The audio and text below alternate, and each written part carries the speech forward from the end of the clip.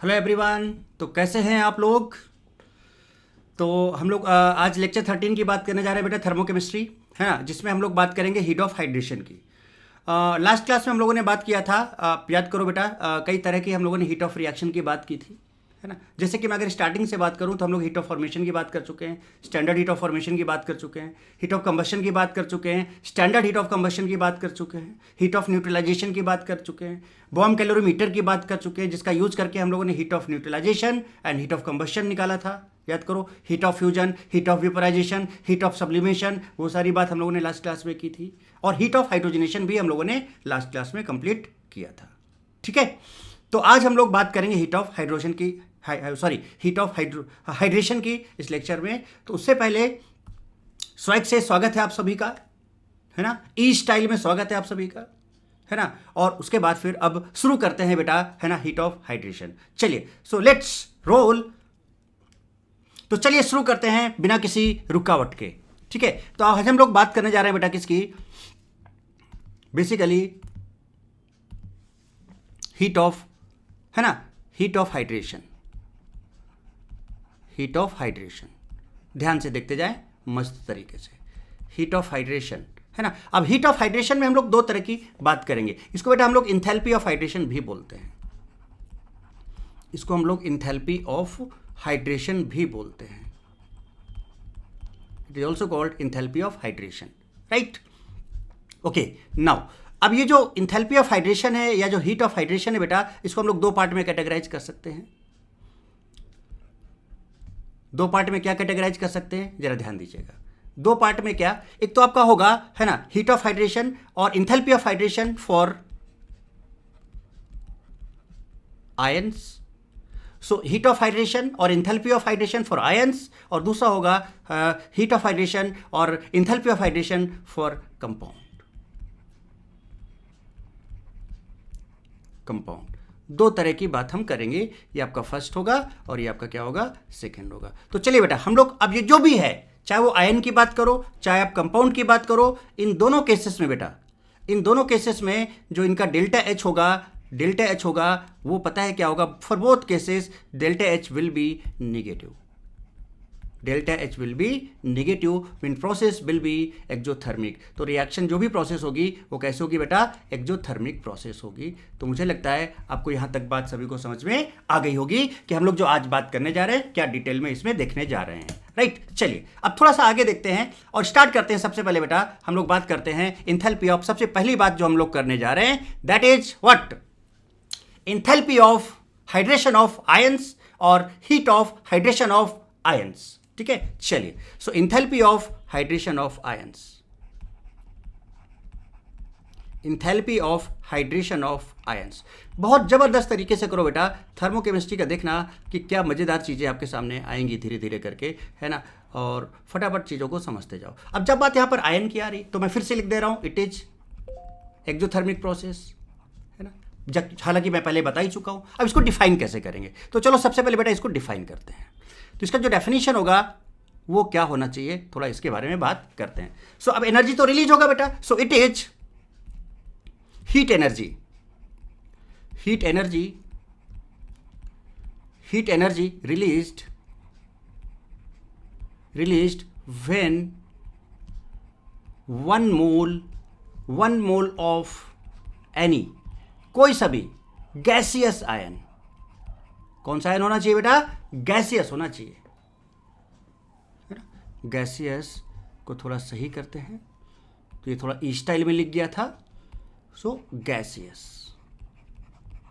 Ion, gaseous क्या होना चाहिए, ion, gets hydrated, gets hydrated in. अब चूंकि हम हाइड्रेशन की बात करो तो ऑब्वियस ये बात है कि आप आयन लोगे पानी में डाल दोगे, भाई यही तो मतलब हुआ ना, सिंपल सी बात है। तो कितना आयन लेना है आपको, 1 मोल गैसियस आयन लेना है, उसको पानी में घुसा दे रहा है ना। So in aqueous medium, in aqueous medium, बोलो बेटे, ये देखो क्या स्टाइल हो जाता है मस्त वाला, है ना, इन एक्वस मीडियम। तो इसको हम लोग क्या बोलते हैं, enthalpy of hydration of ions, and this is exothermic process. या आप ऑर्गेनिक में भी पढ़ते हो। जैसे कुछ एग्जांपल्स की बात अगर हम करें, अगर एग्जाम्पल देखा जाए तो जैसे बेटा आपने क्या किया, Al+3, ध्यान रखना गैसियस के लिए डिफाइंड है, बार बार बोल रहा हूं। अच्छा, आप एक्वस की बात करो तो बेटा सीधे AQ लिख सकते हो, इट मीन्स कि आपने सफिशिएंट अमाउंट ऑफ वाटर डाल दिया है। तो ये जो गैसियस फॉर्म है बेटा, क्या ये एक्वस फॉर्म में कन्वर्ट हो जाएगा? क्या ये Al+3 एक्वस हो जाएगा क्या? और जैसे ये एक्वस होगा तो आप बताओ बेटा, इसका जो डेल्टा H होगा, जो भी डेल्टा H का वैल्यू होगा, क्या वो निगेटिव होगा? क्या वो प्रोसेस एक्सोथर्मिक होगा? यस, बिल्कुल होगा। रीजन क्या है? एक्वस का मतलब क्या है? HOH। तो बेटा इसका क्या होगा, इसमें क्या होता है बेसिकली, ये जो Al+3 आयन होता है, इसमें हाइड्रेशन ऑफ Al+3 जो गैसियस है, ये पानी चारों तरफ से इसको घेर लेता है। मतलब कैसा होगा? और आपको ये पता है ना बेटा, whenever there is interaction, energy is released, क्योंकि उससे स्टेबिलिटी क्या होती है, बढ़ती है, और एनर्जी घटती है, सो एनर्जी इज रिलीज्ड। तो आई होप बेटा कि आप इस बात को समझोगे। इसका डायग्राम बना के मैं आपको मस्त तरीके से आपको दिखाता हूं अभी। तो जैसे ये लिया आपने Al+3 और इसके चारों तरफ है बेटा पानी, ये है पानी, पानी ही पानी, दिस इज पानी, ये पानी, और ये रहा आपका पानी, है ना। और भी बहुत सारे मॉलिक्यूल्स हो सकते हैं, ये प्लस है, और बेटा यहां पर partial minus, partial minus, partial minus, partial minus. अब चलो अब इसका कलर चेंज करते हैं, कुछ बढ़िया कलर लेते हैं, और देखो बेटा क्या इनके बीच में इंटरेक्शन होगा। ये देखिए इंटरेक्शन, ये देखिए इंटरेक्शन, ये देखिए इंटरेक्शन। तो ये देखो प्लस और माइनस के बीच में इंटरेक्शन हो रहा है। And whenever there is interaction, energy is release, और एनर्जी रिलीज होगा तो प्रोसेस कैसा होगा? एक्सोथर्मिक। तो मुझे लगता है कि और भी जो मैं रिएक्शन सब लिखूंगा तो बेटा आप उनको डायरेक्ट फिर समझ सकते हो। मुझे क्या ये बार बार मुझे डायग्राम बनाने की जरूरत होगी क्या? कमेंट बॉक्स में लिख के बताना, ठीक है। चलिए तो अब आगे बात करते हैं, नेक्स्ट एग्जांपल की बात करते हैं, नेक्स्ट एग्जांपल की बात करते हैं अब। तो नेक्स्ट एग्जांपल की बात अगर हम करें अब, तो देखो जरा ई स्टाइल में चलते हैं फिर से। हमने कहा कि हमारे पास है बेटा Cl- जो कि गैसियस एटम है, गैसियस आयन है सॉरी, और इसमें आपने डाल दिया पानी, और जैसे आपने इसमें डाला पानी तो बेटा बताओ क्या ये Cl- एक्वस फॉर्म में, तो क्या इस आयन का हाइड्रेशन हो गया? तो यहां पर जो भी del H या del H नॉट, जो भी del H या del H not, that depends the condition of pressure and temperature, वो क्या होगा? That will be negative and process will be exo. क्या ऐसे और भी रिएक्शन हम लिख सकते हैं? यस, बिल्कुल लिख सकते हैं। जैसे हमने कहा कि भाई हमारे पास है बेटा H+, और ये है गैसियस फॉर्म में, और ये है एक्वस, और ये देखिए डाला आपने इस गैसेस को पानी में, जैसे आपने इसको डाला पानी में तो ये हो गया आपका एक्वस, और इसका del H या जो भी del H नॉट होगा that will be negative and the process will be exo, अब देखो यहां पर क्या होता है, जो H+ होता है ना, H+ इंपॉर्टेंट बात, तो इसको कलर चेंज करके लिखते हैं, थोड़ा सा इसको कलरफुल बनाते हैं और 5 स्टार लगाते हैं। 1 2 3 4 5 स्टार लगाते हैं। एक्चुअली में होता क्या बेटा, जो H+ आपका एक्वस होता है ना, इसका जो स्टैंडर्ड हीट ऑफ फॉर्मेशन होता है, ध्यान रखो, standard heat of formation of H+ aqueous is assumed to be 0। मतलब H+ एक्वस को बनाने के लिए जो हीट चेंज होता है वो ऑलमोस्ट 0 होता है। सो दिस इज इंफॉर्मेशन जो आपको ध्यान रखनी है, कभी जरूरत पड़ सकती है इसकी। जैसे कि इसको मैं अगर आपको एक जगह अप्लाई करके दिखाऊं तो इस चीज को ध्यान रखना थोड़ा सा। जैसे कि मैंने कहा कि हमारे पास एक बेटा रिएक्शन है HCl, और ये HCl गैस, अब इसमें डाल दिया आपने पानी। अच्छा बेटा, जब ये HCl गैस था तो क्या आप इसके मैकेनिज्म को समझ रहे हो कि भैया इसके अंदर H+ गैस और Cl- गैस होगा, तो H+ गैस जब एक्वस के फॉर्म में आएगा तो बेटा क्या ये H+ एक्वस हो जाएगा? वाह, गजब भाई गजब। जब Cl- आएगा, यहां पर गैस है तो यहां पर पानी के प्रेजेंस में क्या ये बेटा एक्वस फॉर्म में आ जाएगा? वाह भाई गजब, ये तो कहानी समझ रही। Let delta H naught for this reaction is some x kilo calorie per mole, ये दिया हुआ, राइट।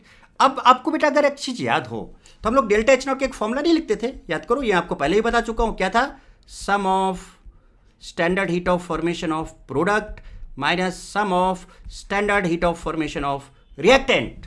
तो भैया प्रोडक्ट क्या क्या है? एक तो ये और एक तो ये, तो जरा लिख लो कोफिशिएंट के साथ। इसका 1 कोफिशिएंट है तो 1 into delta HF not of H plus 1 into delta HF not of Cl minus, और माइनस इधर आ जाओगे तो क्या आएगा? डेल्टा HF0 ऑफ HCl और माइनस क्या, पानी तो एक्सेस अमाउंट में है तो छोड़ दो भैया इसको, ठीक है, इसकी बात नहीं करेंगे। तो अब बेटा मुझे एक चीज बताओ, क्या यहां पर H प्लस जो एक्वस है that is assumed to be zero, so देखो इसको उड़ा दो आप यहां से, जो आप इसको उड़ाओगे और इसको डेल एच नॉट का वैल्यू बेटा यहां पर x दिया हुआ था, so this x will be is equals to क्या आ जाएगा आपका delta HF0 of Cl minus delta HF0 of HCl। अब तो बेटा ये पता है आपको, अगर इनमें से कोई एक पता है तो आप यहां से इन आयंस का या कंपाउंड का जो भी डेटा निकालना चाहते हो यू कैन फाइंड इजीली। तो मुझे लगता है आपको बेटा ये बात समझ में आ गई होगी। अच्छा, अब थोड़ी सी एक चीज़ और समझते हैं, है ना, थोड़ा सी इस चीज़ को और अच्छे से समझने के लिए एक काम और करते हैं। चलिए थोड़ा सा हम लोग एक टर्म और डिफाइन करते हैं बेटे, एंड दैट इज बेसिकली, देखिए क्या, हाइड्रेशन एनर्जी तो आप समझ गए, लैटिस एनर्जी,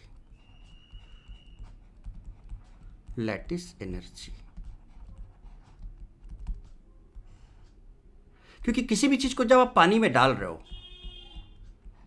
है ना, मान लो कोई भी एक कंपाउंड है, कोई भी अगर एक कंपाउंड की बात करने जा रहा हूं बेटा, कोई भी अगर कंपाउंड है तो बेटा क्या होता है, अगर वो कंपाउंड है ना, और अगर वो क्रिस्टलाइन कंपाउंड है तो बेटा उसमें क्या होगा, उनके बीच का एक लैटिस होता है, उनके बीच का जो सब्सटेंसेस होते हैं उनके बीच में इंटरेक्शन होता है, जो जिससे कि वो एक दूसरे के साथ जुड़े रहते हैं। तो अगर वो जब वो एक दूसरे के साथ जुड़े रहेंगे बेटा तो किसी न किसी फोर्स की वजह से जुड़े रहेंगे, और अगर हमें उनको अलग करना है तो बेटा हमें क्या करना पड़ेगा, उस फोर्स को तोड़ना पड़ेगा, ब्रेक करना पड़ेगा, ब्रेक करने के लिए हमें एनर्जी देनी पड़ेगी। तो वन मोल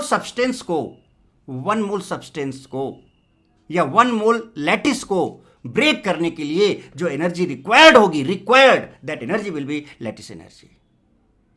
सो इसका मतलब क्या है, it is energy required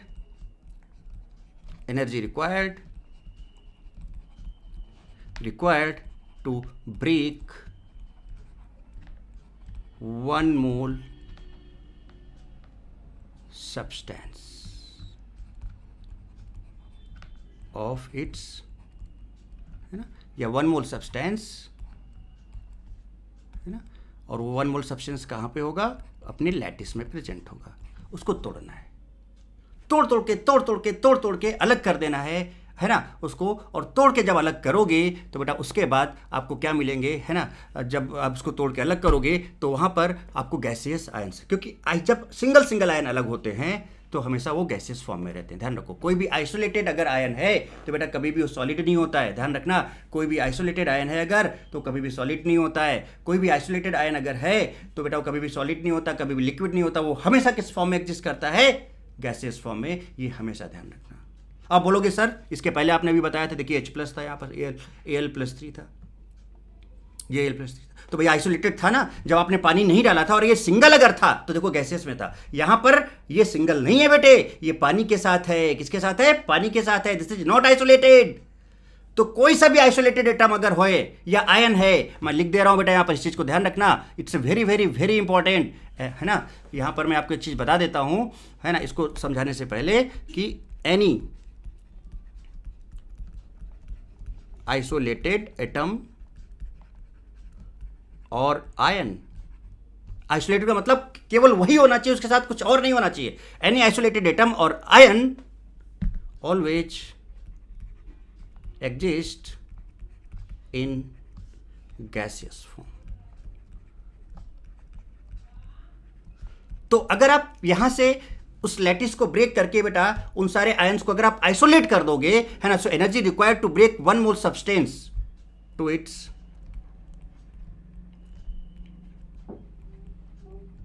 gaseous cation, अगर आयोनिक कंपाउंड है, एंड एनायन।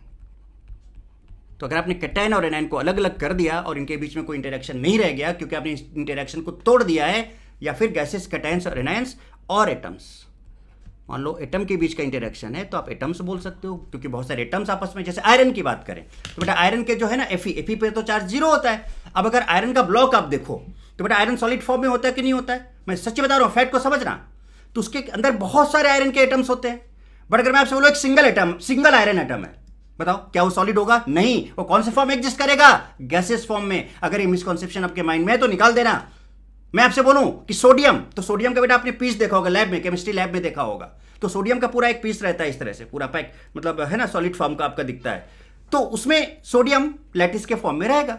लेकिन अगर आप एक पर्टिकुलर सोडियम की बात करो तो बेटा वो हमेशा किस में एग्जिस्ट करेगा? सोडियम आयन की बात करो या सोडियम मेटल की बात करो तो बेटा वो हमेशा गैसेस फॉर्म में एग्जिस्ट करेगा। चाहे कोई सा भी हो, चाहे आप सीएल की बात करो, अगर सीएल सिंगल है तो बेटा वो हमेशा गैसेस फॉर्म में एग्जिस्ट करेगा।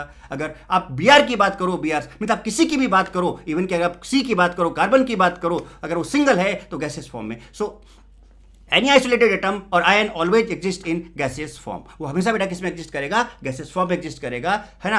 अब मैंने आपको ये भी समझा दिया कि भैया यहाँ पर ये सिंगल नहीं है, यहाँ पर ये सिंगल नहीं है, ये पानी के साथ है इसलिए एक्वस है। यहाँ पर ये सिंगल नहीं है, पानी के साथ है इसलिए एक्वस है। यहाँ पर ये सिंगल था, फिर आपने पानी डाला या इसको पानी में डाला, तो ये पहले गैस था, जब पानी में डाला तो बेटा फिर ये एक्वस फॉर्म में आया। आई होप बेटा कि मैंने आपको ये बात समझी। तो ये बहुत इंपॉर्टेंट चीज़ें हैं जो आपको न्यूमेरिकल या थ्योरी क्वेश्चन वगैरह सॉल्व करने में बेटा बहुत हेल्प करेंगी। So it is energy required to break one mole substance, है ना, फ्रॉम इट्स लैटिस बोल सकते हो, है ना, one mole substance from its lattice to its gases, cation और एनायन और एटम्स।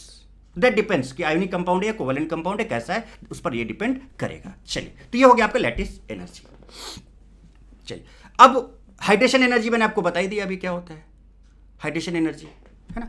तो हाइड्रेशन एनर्जी में क्या होता है बेटा कि वन मोल सब्सटेंस जो है, जो वन मोल सब्सटेंस है वो पानी के साथ, है ना, क्या करता है, इंटरेक्शन हो जाता है, और इंटरेक्शन होने से जो एनर्जी निकलता है that energy is called hydration energy.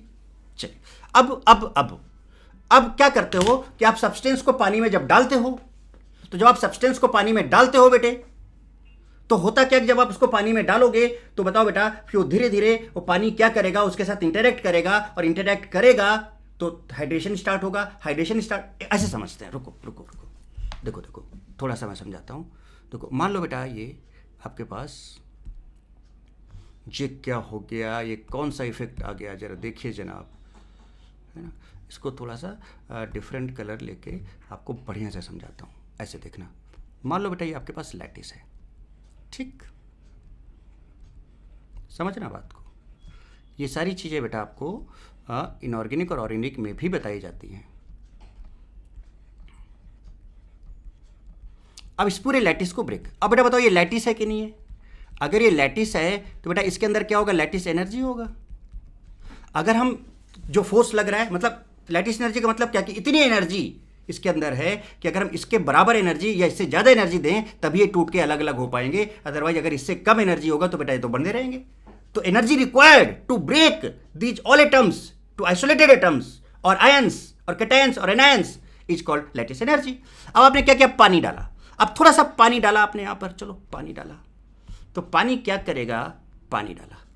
अब बेटा पानी डाला तो थोड़ा सा इसको गीला करेगा, देखो गीला हो गया। अब गीला होने का मतलब है, सोचना पैंट गीला हो गया। तो जब ये गीला हो रहा है इसका मतलब पानी का इंटरेक्शन इसके साथ हो रहा है, तो क्या बेटा सर्टेन थोड़ी सी एनर्जी रिलीज होगी।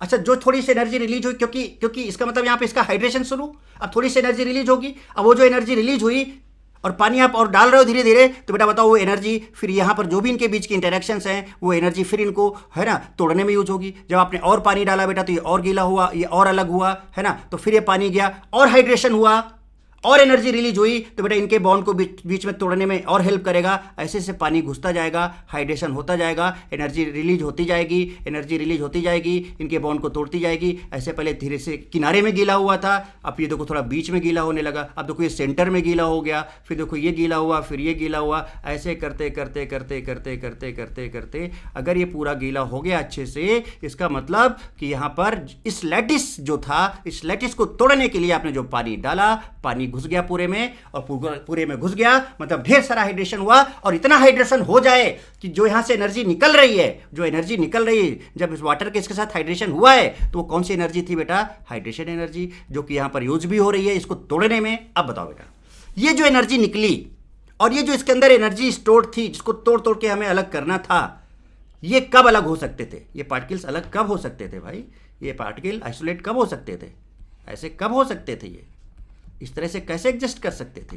जरा देखिए आप, इस तरह से ये कब हो सकते थे बेटे? ये तब ही हो सकते थे जब आप जो एनर्जी यहाँ से निकल रही है हाइड्रेशन से, जो इसको तोड़ने में अच्छे से यूज हो जाए। इसका मतलब अगर ये ज़्यादा निकल जाए इससे, तो बेटा बताओ ये क्या पूरे को तोड़ डालेगा कि नहीं तोड़ डालेगा, और बताओ बेटा फिर ये पूरा पानी में डिजॉल्व हो जाएगा कि नहीं हो जाएगा, अच्छी तरह से सब कुछ पूरा घुल मिल जाएगा कि नहीं घुल मिल जाएगा इसके अंदर। तो आई होप कि अगर आपको सॉल्युबल करना है, बताओ बेटा, तो हम क्या एक सेंटेंस लिख सकते हैं कि जो सॉलिड आपने लिया है, solid will be soluble, solid will be soluble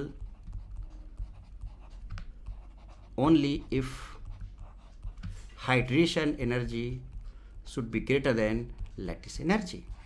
I hope कि बेटा आप ये बात समझ गए होगे और आपको ये पानी वाला कॉन्सेप्ट गीला करते करते घुसते घुसते, अच्छा ये अंदर ऐसे नहीं घुस जाएगा कि आपने डाला और पानी डाला और पानी पूरा अंदर घुस गया, नहीं भाई, यहाँ इंटरेक्शन होगा, एनर्जी निकलेगी, फिर बॉन्ड तोड़ेगा। आई होप आप समझ रहे हो, ऐसे पानी अंदर घुसता जाएगा, थोड़ा सा गीला किया, थोड़ा और ज़्यादा गीला किया, है ना, फिर समझ रहे हो कहाँ कहाँ क्या क्या गीला किया इसने, इसका पूरा गीला करेगा और फाइनली फिर ये पूरा का पूरा डिजॉल्व हो जाएगा। So for solubility hydration energy must be greater than lattice energy, तभी होगा if hydration energy is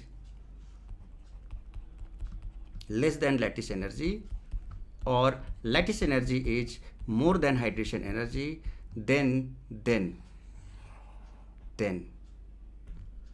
then solid will not be soluble, solid will not be soluble।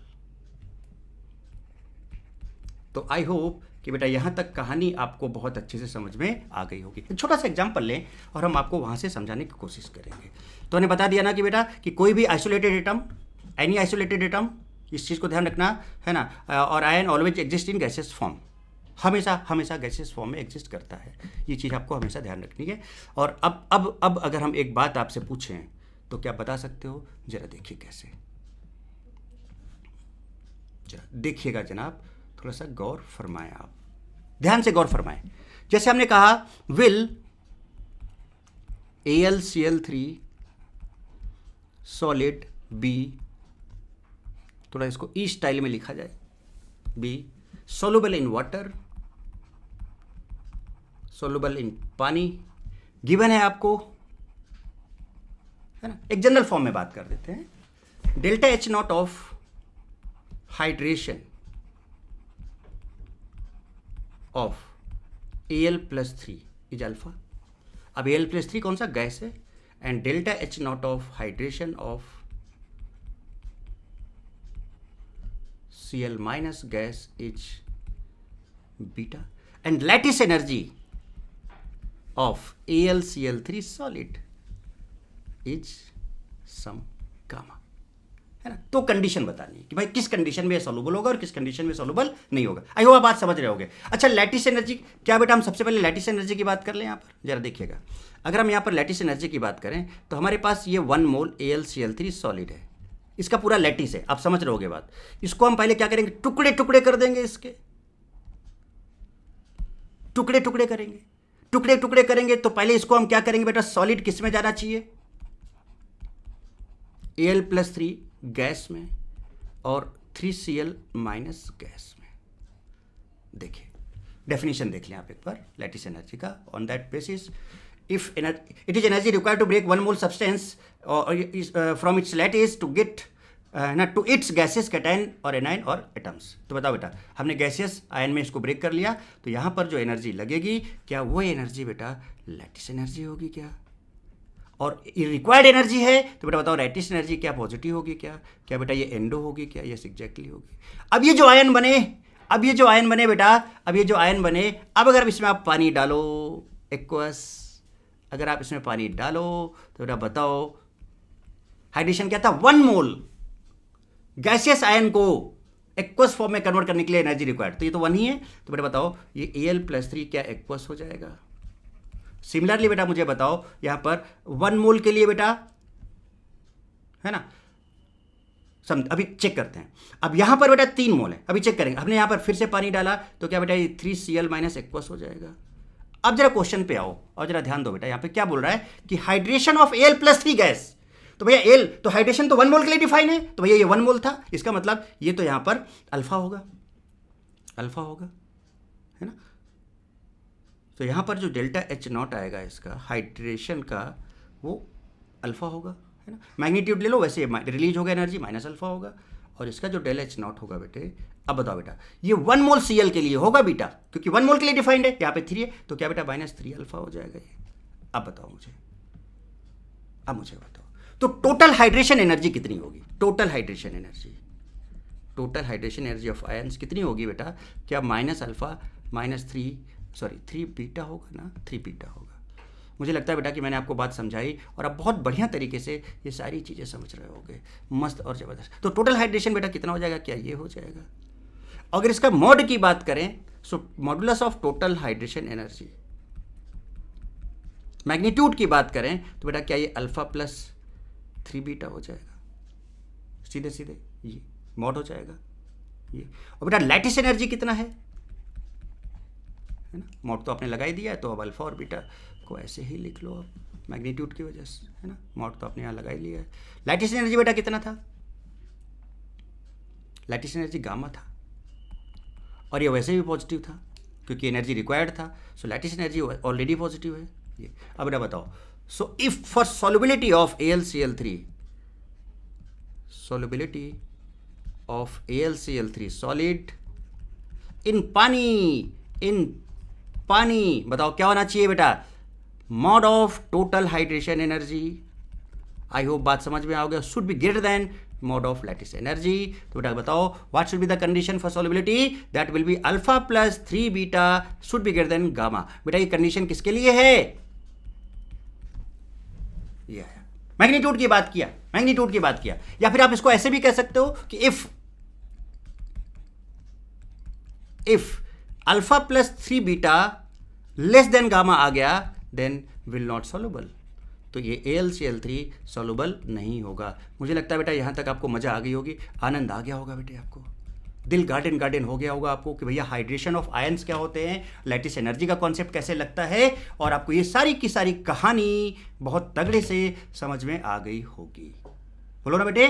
चलिए, तो अब थोड़ा सा और एक स्टेप आगे बढ़ते हैं। तो लैटिस एनर्जी भी समझ लिया आपने, है ना, तो ये कहानी। अब दूसरा पार्ट क्या था? दूसरा पार्ट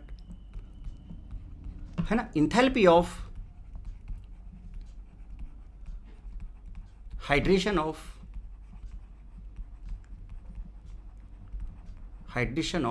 है ना, क्या, सॉल्ट या कंपाउंड, और कंपाउंड। पहली बात एकदम क्लियर है ना बेटा? कमेंट बॉक्स में लिख के जरूर बताना कि सब बढ़िया समझ में आया कि नहीं। और बेटा कमेंट सभी लोग किया करो, जो भी जैसा भी है ना, तो जितना पूरी ताकत पूरी अच्छे से मैं कोशिश कर रहा हूँ बेटा आपको सब समझाने की, है ना। और इसी को और क्या बोल सकते हैं हम बेटा? इंथैल्पी या हीट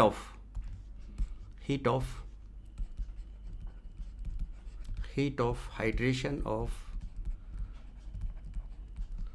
सॉल्ट और कंपाउंड। चलो, तो आई थिंक डिफाइन तो हो ही जाएगा, कैसे डिफाइन करना है। चलो डिफाइन अच्छा कर लें। अब आप नहीं मान रहे हो तो मैं डिफाइन कर देता हूँ।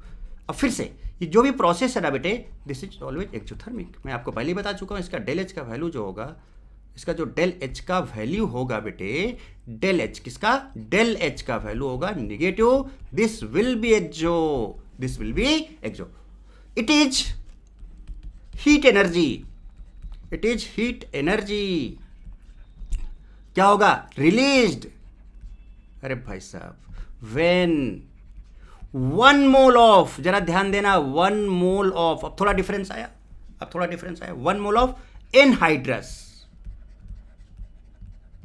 ऐसा सॉल्ट या ऐसा सब्सटेंस जिसका पानी से उस पर्टिकुलर टाइम पे कोई लेना देना ना हो, पानी उसके पास बिल्कुल ना हो, एनहाइड्रस हो, बिल्कुल भी पानी उसके पास ना हो, उसकी बात हम कर रहे हैं। एनहाइड्रस सूखा हो एकदम, एनहाइड्रस सॉल्ट और कंपाउंड गेन्स इक्विवेलेंट, बताता हूं इसका, और रिक्वायर्ड नंबर ऑफ, अब इसके पीछे थोड़ी सी कहानी है, ध्यान देना। Required number of moles of water to become hydrated. अच्छा, इसको और अच्छे से समझें उसके पहले हम आपको एक चीज और बता देते हैं। ये जो हमने बताया ना, टू बिकम हाइड्रेटेड सॉल्ट और कंपाउंड, ऐसे लिखो, टू बिकम हाइड्रेटेड, और हाइड्रेटेड सॉल्ट भी लिख सकते हो, और हाइड्रेटेड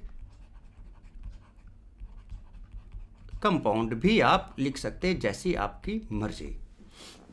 अब इसको और अच्छा से समझें और कुछ बात करें, उसके पहले जरा सा एक चीज़ को ध्यान दो आप कि भैया ये जो हमने यहाँ पर हाइड्रेटेड कंपाउंड की बात की है ना, तो मैं एक चीज़ बता देता हूँ बेटा, इसमें थोड़ा सा लोचा है।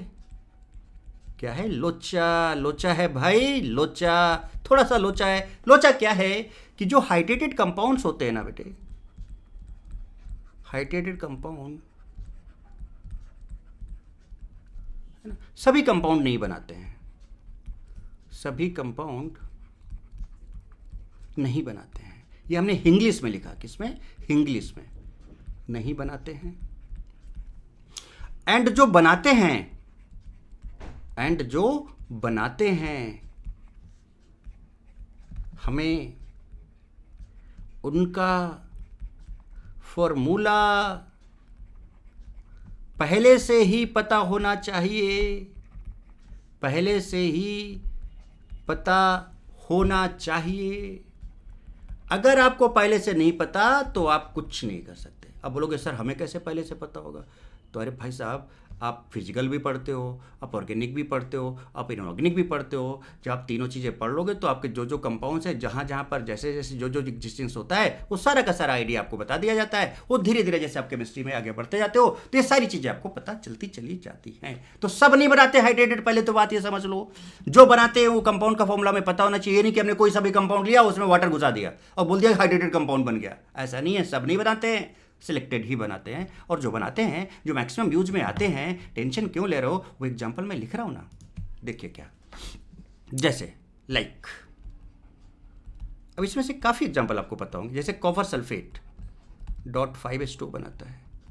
अब देखो इसके पास रिक्वायर्ड नंबर 5 है, ये 5 के साथ ही बनाएगा, 6 के साथ नहीं बना सकता ना, 4 के साथ बना सकता है। समझ, एकदम फिक्स्ड है। ऑक्जेलिक एसिड जो है H2C2O4 .2H2, ये 2 के साथ ही बनाएगा, ना 1 के साथ बनाएगा, ना 3 के साथ बनाएगा, ना 4 के साथ बनाएगा।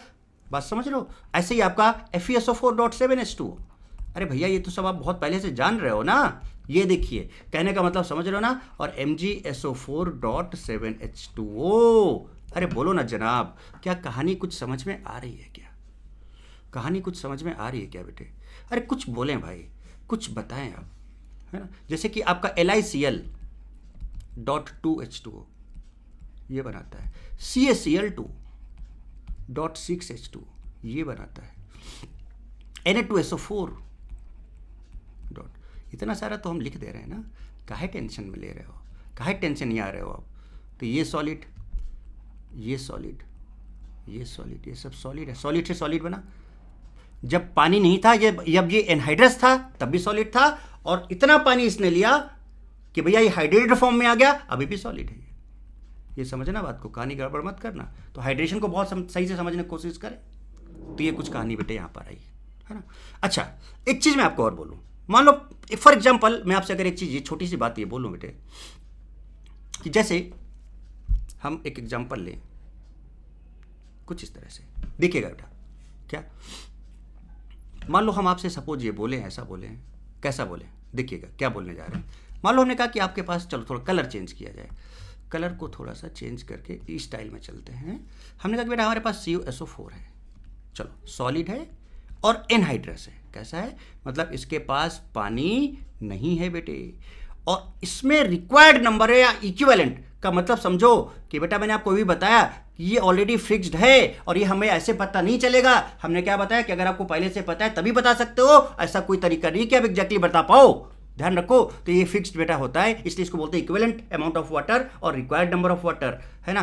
तब ये क्या करेगा, तब ये आपका CuSO4.5H2O बनाएगा, और वो भी सॉलिड होगा, वो भी सॉलिड होगा। कैसा होगा? सॉलिड होगा, बट दिस इज हाइड्रेटेड। अब ये हाइड्रेटेड होगा, और यहाँ से जो एनर्जी बेटे रिलीज होगी, that will B heat of hydration. Delta H जो होगा that will be negative, process will B HO। अब मैं आपसे बोलूँ कि सर इसमें मैंने क्या किया, 6 पानी डाल दिया, तो पता है बेटा ये हाइड्रेटेड नहीं बनाएगा। अब पता है क्या क्या भाई, पानी ज्यादा हो गया ना, अब तो ये सॉलिड था, अब ये क्या हो जाएगा बेटा, अब ये पूरा का पूरा पता है क्या बेटा, ये सोल्यूशन बना लेगा, सोल्यूशन बना लेगा, ये पूरा का पूरा लिक्विड के फॉर्म में आ जाएगा। तो ये हाइड्रेटेड फॉर्म नहीं होगा, ये हाइड्रेटेड फॉर्म नहीं होगा। तो यहां पर हम आगे अभी आपको बताएंगे, वहां पर हीट ऑफ सोल्यूशन की बात आएगी, वहां पर इंटीग्रल हीट ऑफ सोल्यूशन की बात आएगी। अगर हम इसमें ये डाल दें, देखो लॉजिक को समझना बेटा, गड़बड़ नहीं करना। अब हमने कहा कि हमने यहाँ पर 3 पानी डाल दिए, कम डाल दिया, तो बेटा इसका मतलब ये नहीं कि अच्छा 5 था, चलो 5 नहीं 3 ले लेता, 3 ले लेगा ये। तो भैया नहीं, ये आपका CuSO4 3H2O नहीं बनाएगा। लिखिए कि काट देना इसको, will not form hydrated form, will not be hydrated, ये हाइड्रेटेड फॉर्म नहीं बनाएगा। समझ रहे हो कहानी? इसका मतलब क्या हुआ कि भैया जब कभी भी आपको हाइड्रेशन कराना है तो अब कहानी आपको क्लियर समझ में आ गई होगी कि ज्यादा पानी डाल दिया तो भैया सोल्यूशन बना देगा, तो वहां पर हीट ऑफ सोल्यूशन की बात करेंगे, हीट ऑफ हाइड्रेशन की बात नहीं करेंगे। तो भैया ये जो रिक्वायर्ड नंबर है इक्विवेलेंट ऑफ वाटर, फॉर्मूला पता है पहले से, तो उसी के बेसिस पे। और बताओ बेटा, अब आप इन सब की रिएक्शन तो आप लिख सकते हो ना, जैसे मैंने बताया, अब मान लो 10 है, 11 या 12 या उससे आगे डाल दिया, सोल्यूशन बन जाएगा। 7 है, उससे कम डाल दिया, हाइड्रेटेड बनेगा ही नहीं। 7 है यहाँ पर, समझ रहे हो ना बेटे? तो इस तरह से क्या आपको कहानी क्लियर हो गई है क्या बेटे, कि कैसे कैसे क्या क्या हो सकता है ना? जैसे कि हमने कहा कि हमारे पास है सपोज MgSO4 सॉलिड एनहाइड्रस, थोड़ा सा ऐसे लिख दूं, और प्लस यहाँ पर हमने डाला 7H2O। तो भाई रिक्वायर्ड 7 ही था इसका, जैसे कि मैंने भाई आपको फॉर्मूला लिखा, तो ज़्यादा दिक्कत नहीं बेटा, जो लिखा मैंने ऊपर उसमें से आपका काम चल जाएगा, फिर धीरे धीरे और आप जान जाओगे। इसलिए टेंशन मत लेना, जितना मैंने बताया आपका एकदम मस्त काम चलेगा, ठीक है? तो ये बेटा आपका बता देगा क्या, बट हाँ लॉजिक क्या है आई थिंक वो आपको समझ में आ गया होगा। और चीज़ें देखो, ये सॉलिड बनाया है इसने, बेटा बताओ यहाँ पर जो ΔH या ΔH0 जो भी है, वो that depends on the condition of pressure और टेम्परेचर, वो जो भी आएगा that will be negative, that will B HO। कोई सा भी इस तरह से आप एग्जाम्पल ले सकते हो, है ना? बहुत सारे एग्जाम्पल्स मैंने आपको अभी बताए, तो कोई सा भी एग्जाम्पल या बहुत सारे एग्जाम्पल्स आप लिख सकते हो। नहीं लिख सकते क्या बेटा? आपने लिया H2CO4 सॉलिड, मुझे नहीं लगता दिस इज एनहाइड्रस, मुझे नहीं लगता अब आपको और एग्जाम्पल बताने की जरूरत है। इसने 2 पानी लिया, 3 लोगे सोल्यूशन बन जाएगा, कम लोगे हाइड्रेटेड नहीं बनाएगा। तो हाइड्रेट कब बनाएगा, ये मैं चिल्ला चिल्ला के गला फाड़ फाड़ के आपको समझा रहा हूँ, और अब शायद आप बात को समझ गए होंगे। तो यहाँ पर जो भी इसका ΔH नॉट हाइड्रेशन आएगा that will be negative and the process will be exothermic. So this is called what, heat of hydration. बताओ भाई, तो क्या बेटा आपको हीट ऑफ हाइड्रेशन समझ में आ गया कि भैया हीट ऑफ हाइड्रेशन क्या होता है, और इससे हम किस तरह की बातें कैसे कैसे चीज़ों को समझ सकते हैं? तो मुझे लगता है कि आपको हीट ऑफ हाइड्रेशन बेटा बहुत तगड़े से समझ में आ गया होगा। चलिए, तो अगर आपको ये बात थोड़ा सा तगड़े से समझ में आ गया है, अच्छा क्वेश्चंस थोड़ा सोल्यूशन कर लेते हैं बेटा, इसके बाद फिर इससे रिलेटेड कुछ क्वेश्चंस भी हम लोग करेंगे। थोड़ा हीट ऑफ सोल्यूशन देख लेते हैं, और हीट ऑफ हाइड्रेशन तो आपने देख लिया, आयन का भी देख लिया, कंपाउंड का भी देख लिया। क्या इसका एक्चुअल है कि भैया ज़्यादा पानी हो गया तो सोल्यूशन बना देगा, कम पानी हुआ हाइड्रेटेड नहीं बनाएगा, सूखा रह जाएगा, है ना? मतलब हाइड्रेटेड फॉर्म नहीं कहलाएगा वो, राइट? अब एकदम सूखा नहीं, अब थोड़ा सा पानी है बट वो हाइड्रेटेड फॉर्म नहीं होगा, राइट? और ज़्यादा पानी आ गया तो फिर वो सोल्यूशन बना सकता है, वो लिक्विड फॉर्म में आ सकता है। तो वहाँ पर हीट ऑफ हाइड्रेशन की बात ना होकर फिर हीट ऑफ सोल्यूशन की बात होगी, that will be something different actually, ठीक है? तो ये आपका हमने हीट ऑफ हाइड्रेशन कंप्लीट किया। तो मुझे लगता है बेटा आपको हीट ऑफ हाइड्रेशन आयंस का और कंपाउंड का दोनों समझ में आ गया होगा। ओके, चलिए, तो अब इसके बाद फिर नेक्स्ट में हम क्या बात करते हैं, है ना? तो अभी इस पर्टिकुलर पार्ट को यहीं पे खत्म करते हैं और मिलते हैं नेक्स्ट में, जहां पर हम आगे और आपको बताएंगे, हीट ऑफ सोल्यूशन के बारे में बात करेंगे, हीट ऑफ डाइल्यूशन के बारे में बात करेंगे। Okay, till then bye, take care, मिलते हैं, bye bye, and why not D.